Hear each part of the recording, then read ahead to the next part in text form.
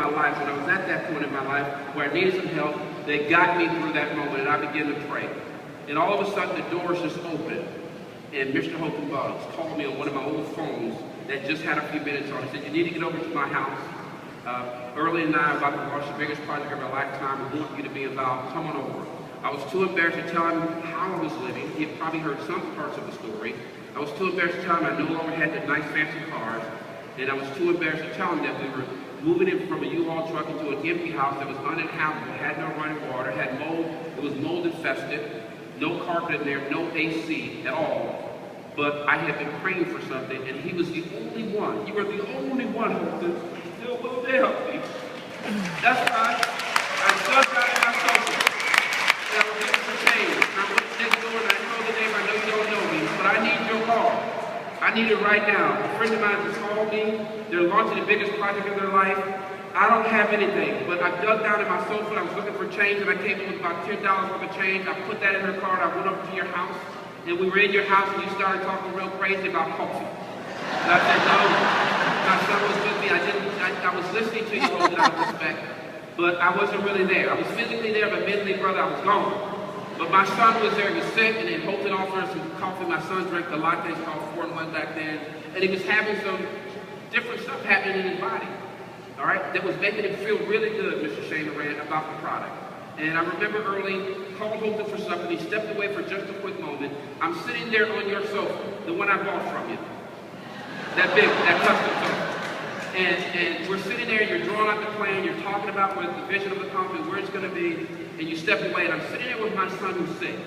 And my son looks up and says, "Dad, I can tell you're not really interested in what's going on here." He says, "I can tell."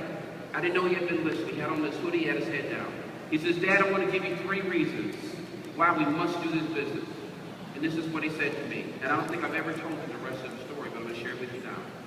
He says, "Dad, we've got to do this business." And I said, "Well, why?" He says, "Dad, number one, Mr. Shane, you're going to appreciate this." He says, "Dad, this product is going to help a lot of people because it's helping me right now." Yeah.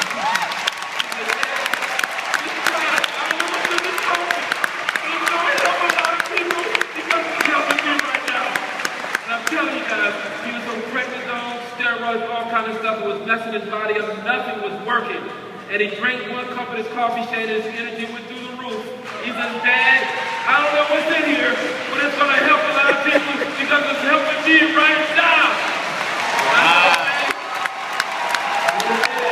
The second reason why we got to do this business, I know we've lost everything.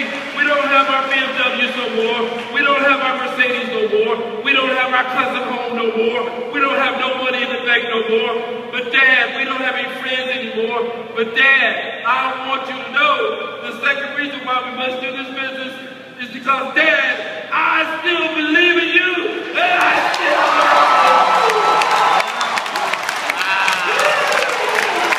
Wow.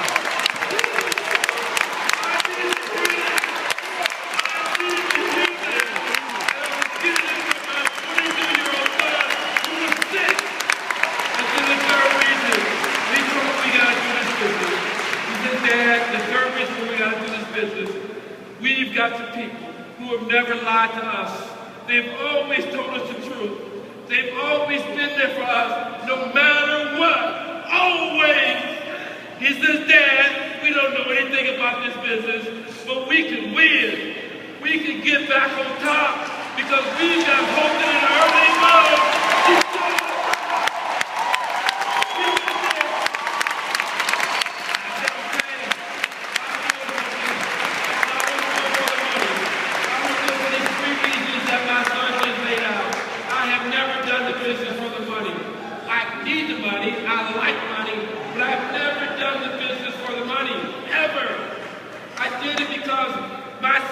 They would help us.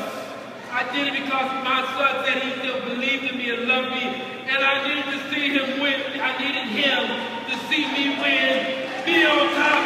One more time, guys.